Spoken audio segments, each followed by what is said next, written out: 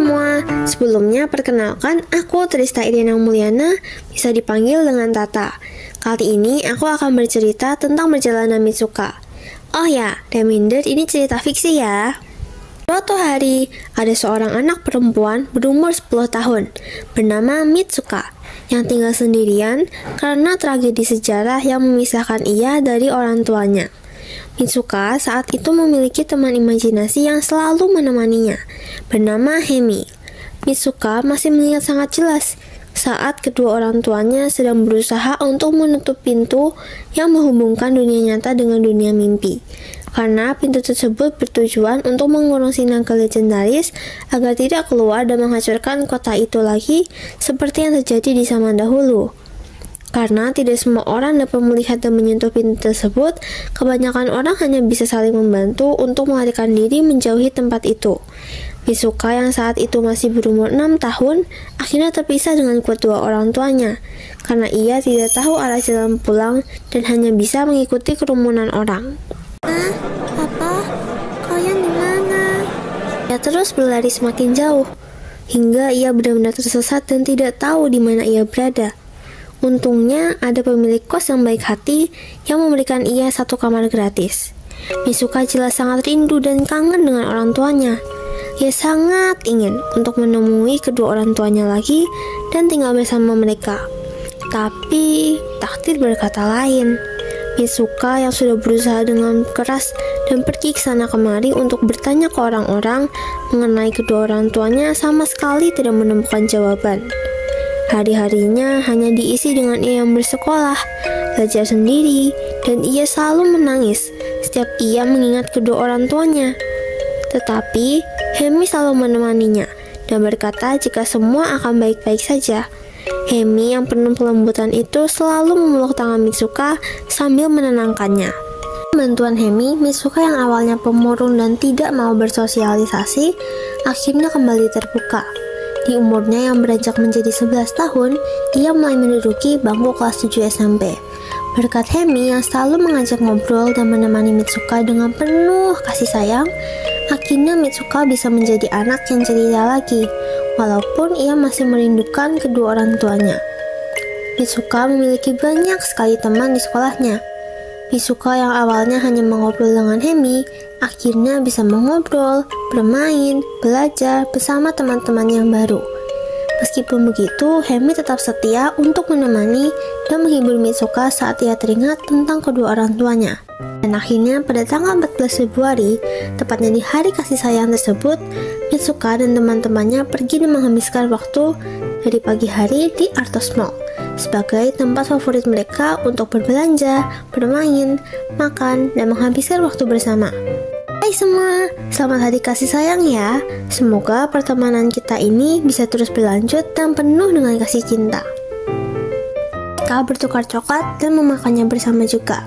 Mereka berbelanja bersama di beberapa counter di Artos Mall, mulai dari pakaian, aksesoris, cemilan, dan mereka juga makan siang bersama di food court Artos Mall. Mitsuka dan teman-temannya makan dengan sangat puas hingga mereka kenyang. Kemudian mereka menghabiskan sisa waktunya di time zone. Namun waktu terasa cepat. Jam sudah menunjukkan pukul 15.00 di sana, di mana itu berarti teman-teman Mitsuka sudah harus pulang untuk merayakan Valentine di rumah mereka masing-masing bersama keluarga mereka. Mereka saling berpelukan dan mengucapkan selamat tinggal dengan penuh rasa senang dan bahagia. Walaupun Mitsuka iri dengan teman-temannya yang bisa merayakan Valentine bersama keluarganya, ia malah menjadikan itu sebagai motivasi untuk terus berjuang mencari orang tuanya. Sehingga nantinya di Valentine tahun depan, ia juga bisa merayakannya dengan kedua orang tuanya di rumah mereka dengan penuh bahagiaan. 1 tahun pun berlalu. Perjuangan Mitsuka untuk mencari informasi mengenai kedua orang tuanya tidak sia-sia. Walaupun Mitsuka sempat ingin menyerah, Hemi selalu menyemangati dan mendukungnya. Dan juga sebisa mungkin Hemi juga membantu untuk menuntun Mitsuka mencari informasi-informasi baru tentang kedua orang tuanya. Dengan perjuangan keras dan rasa tak putus asa yang didasari dengan rasa kasih sayang, akhirnya Mitsuka bisa mengetahui nama orang tuanya. Berdasarkan informasi yang ia dapat, Orang tuanya tergabung dalam suatu kelompok atau komunitas yang bekerja sama untuk menjaga pintu penghubung dunia mimpi itu. Setelah mencari informasi lebih lanjut melalui berita, kota yang saat itu paling rawan didatangi oleh sang naga legendaris adalah kota Yogyakarta. Mitsuka dengan penuh persiapan berangkat ke Jogja. Dan sesampainya di sana, Mitsuka terus mencari informasi tentang keberadaan orang tuanya. Ia dengan penuh semangat dan antusias bertanya ke orang-orang di sana tentang kedua orang tuanya itu. Tetapi di tengah-tengah perjalanannya, ia melihat sebuah pintu raksasa di atap sebuah gedung yang terbuka dan mengeluarkan asap hitam. Hah? Itu apa? Apa jangan-jangan itu pintu penghubung dunia mimpi? Ya Mitsuka, kamu bisa melihatnya. Kamu harus menutupnya sekarang, atau kota ini akan hancur lagi seperti sejarah saat itu. Kau bergegas berlari ke atap gedung itu. Sesampainya di sana, ia melihat kepala sang naga legendaris yang sudah hampir keluar. Ia berlari menghampiri pintu itu dan mendorongnya untuk menutupnya kembali sekuat tenaganya. Untungnya di sana juga ada beberapa orang yang dapat melihat dan menyentuh pintu tersebut, sehingga mereka juga bergegas untuk membantunya menutup pintu itu.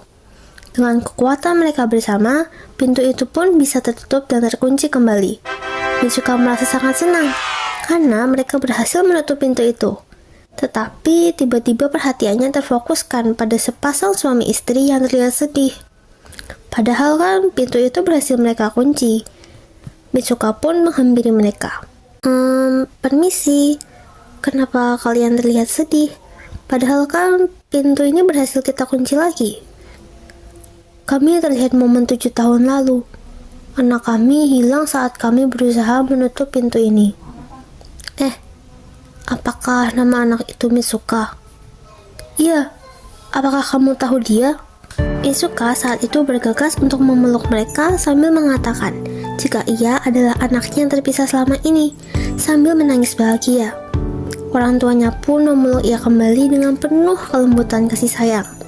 Betapa bahagianya Mitsuka bisa bertemu lagi dengan orang tuanya setelah 7 tahun perjuangannya itu. Ina tiba di tanggal 14 Februari tahun itu, di mana merupakan hari kasih sayang.